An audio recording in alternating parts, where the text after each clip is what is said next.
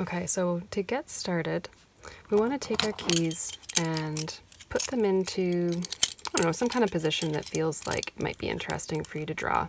But you also want to be thinking about what aspects do you want to draw? Like in my case, I have this Millennium Falcon on here, and I may or may not want to draw in all of this detail here. So if I don't wish to draw all those in, then I can position my keys so that I see the back end, and then, you know, maybe I just need to color it in the gray tones, and I don't need to worry about all of those tiny details.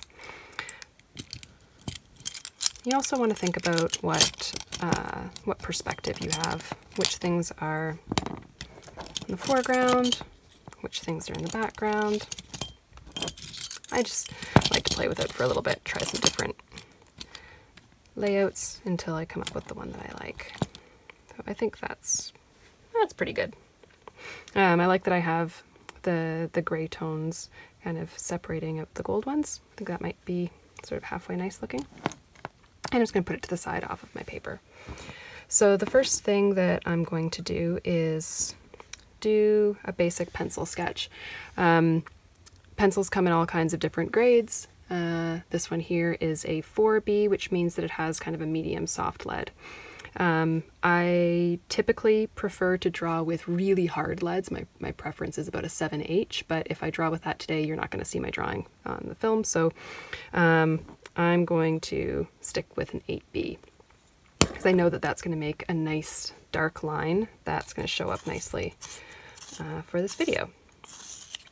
So I'm going to get her pretty sharp, and what I'm going to do is pick a place to start and then just kind of sketch out the basic shapes. I'm not going to worry in the beginning about getting any of these little details, and I'm not going to press very hard because I'm going to end up doing a fair bit of erasing, because as I go through and sketch in all of these different shapes, one of the things I'm going to be looking at is how each item relates to the one beside it, in terms of scale especially.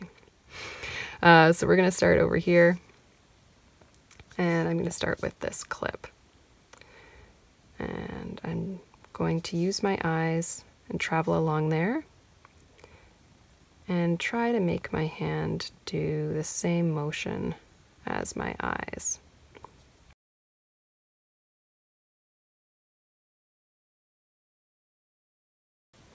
As I move on to the next one, I'll be thinking about how does this fob here relate to that clip. So one of the things I'm looking at is that it kind of goes under this loop, so I'll need to represent that through shading. And I'm also thinking about how it relates in terms of size, and one of the things that I can do is use my pencil to kind of measure out a distance, so I can say, okay, so from the tip of this fob to the edge of that clip is about this long, so how does that relate to other dimensions here? And it's about the same length as the clip from here to here, which I've drawn already. So I can take that on my page now and make that same distance and say, okay, so the edge of my fob should go to about here.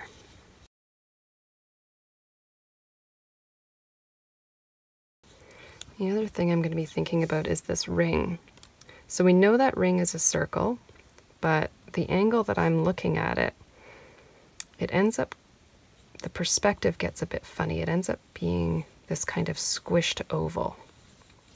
So that's one thing you really want to be paying attention to with your observational drawing, is that you want to draw what you see and not what you believe to be true about the object. So I believe that this ring, holding all of my keys together, is a circle, but if I drew this as a circle, it wouldn't look right.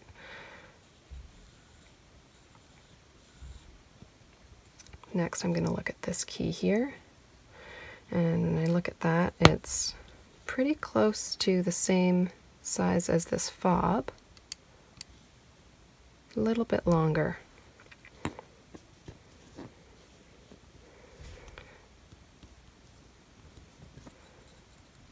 I can see that it comes up a little bit from the bottom.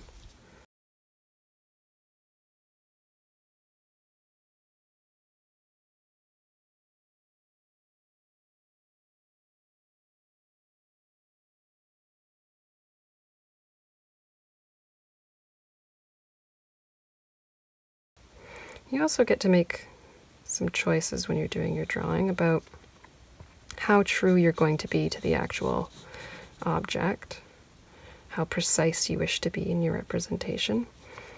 I'm choosing to not get super fussy about my precision. I'm going to be more interested in having a nice time with this, not spending my whole day fussing about with making sure that everything looks totally perfect.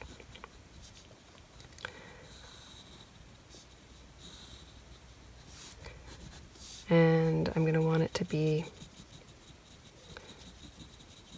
kind of expressive and not as focused on being a totally accurate representation of my keys.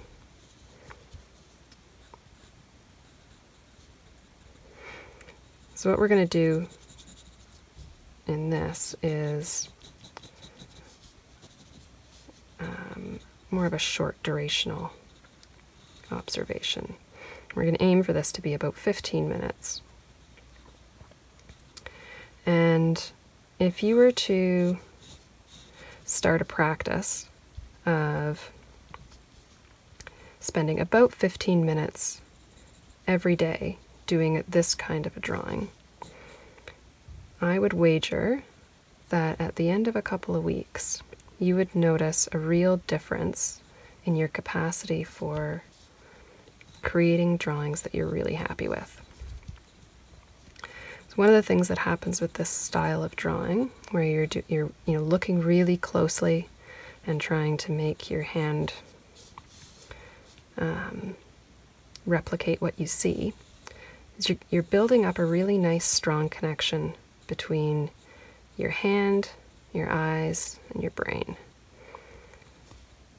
And that is one of the biggest factors in being able to draw accurately or create a drawing that looks the way you wish for it to look. It's that nice, strong connection.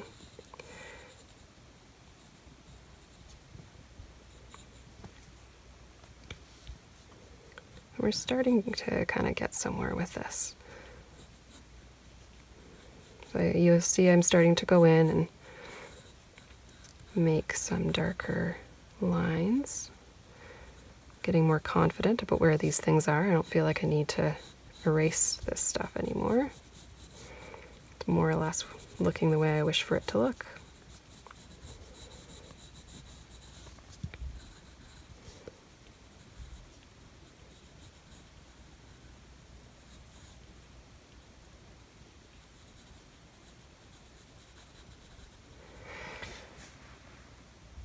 It's good to take a little break, take a step back, have a look-see at how things are sitting, and make some decisions about what needs lightening, what needs darkening, what needs erasing, all those kinds of things.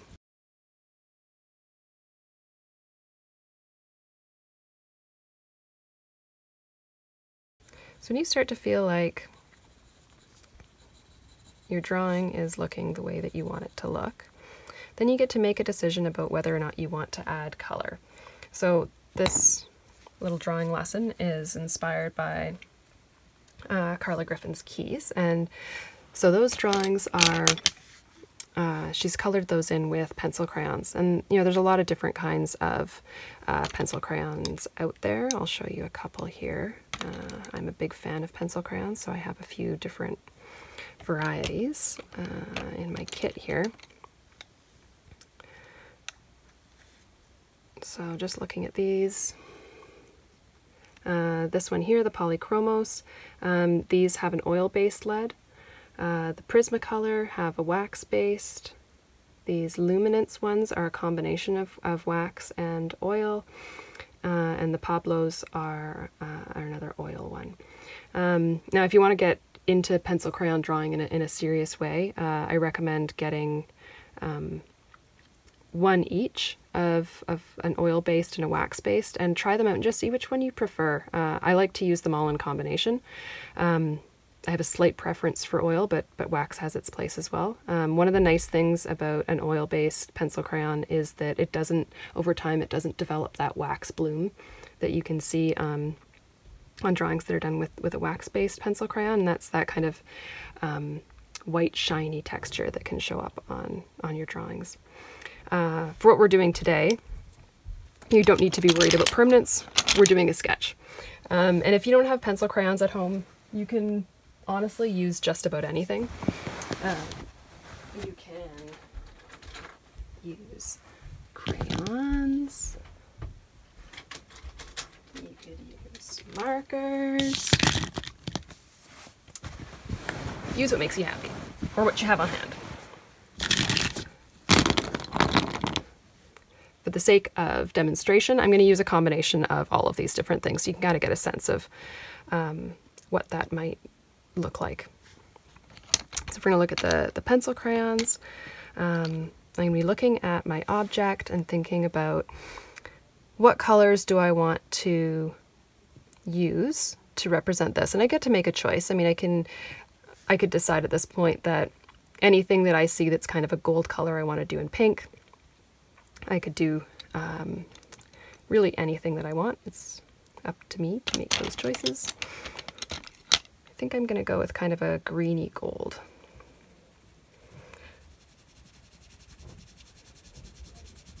Because we're doing a quick sketch, we're not going to get into having a lot of precise color layering, which is, you know, what you'll notice in Carla's drawing. We're going to do some basic color blocking and then go over in layers to bring out some of those other tones.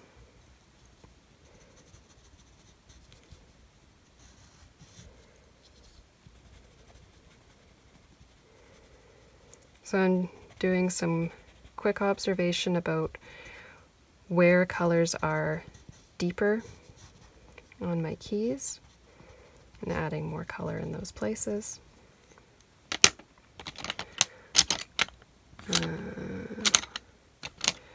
Now this one and this one, they're really similar in color, but this one is a bit more muted. So I can use that same pencil crayon color that I used for the base of this and just press more lightly.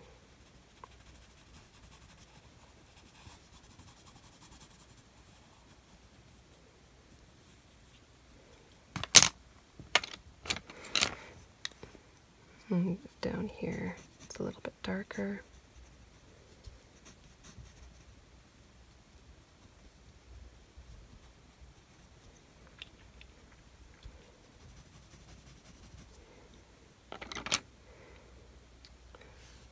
Let's see, for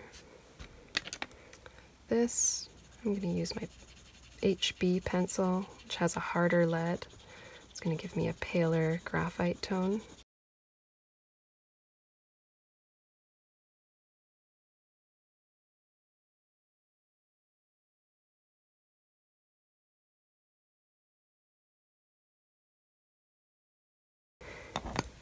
We've got some brighter areas here where the light is hitting it.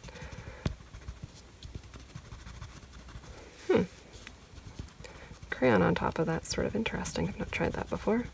It's acting a little bit like a blender, the way it's pushing the graphite around. It's kind of cool.